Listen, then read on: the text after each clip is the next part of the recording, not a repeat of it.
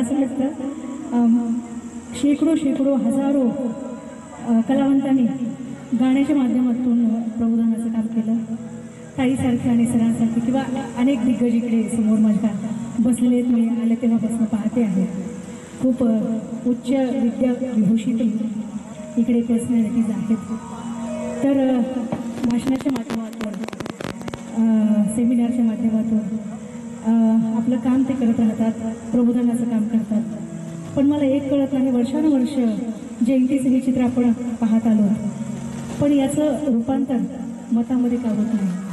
आणि ज्या दिवशी याचं मतामध्ये रूपांतर होईल तेव्हा भारताचं चित्र वेगळं असेल एवढं मला माहिती आहे. आपल्या सर्वांचं पुन्हा एकदा स्वागत करून, कारण माझे मानस आजोबा सन्माननीय आदरणीय वामनदादा कर्डक अख्खं आयुष्य दादानं माझ्या समाजाला सांगीतिक सेवेच्या माध्यमातून प्रबोधनाचं काम केलं.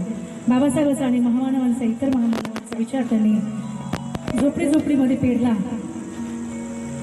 इतका तेव्हा तर माईक सुद्धा नसायचे आणि इतकं मोठ्याने दादांना गावं लागायचं की दादांना 2दा TV झाला, पण समाजानं त्यांना त्याच्यातून वाचवलं. त्याच्यानंतर त्यांची सेवा माझ्या वडिलांनी 50 वर्ष केली आणि मी आणि माझे पती आदरणीय अविनाश नाईक साहेब आमच्या परिणामी आमची ही सेवा समाजाला देण्याचं काम करत आहोत. आपला आशीर्वाद आहे आणि शुभेच्छा आहे. सर्वांचं स्वागत करून ती रचना गाते मी.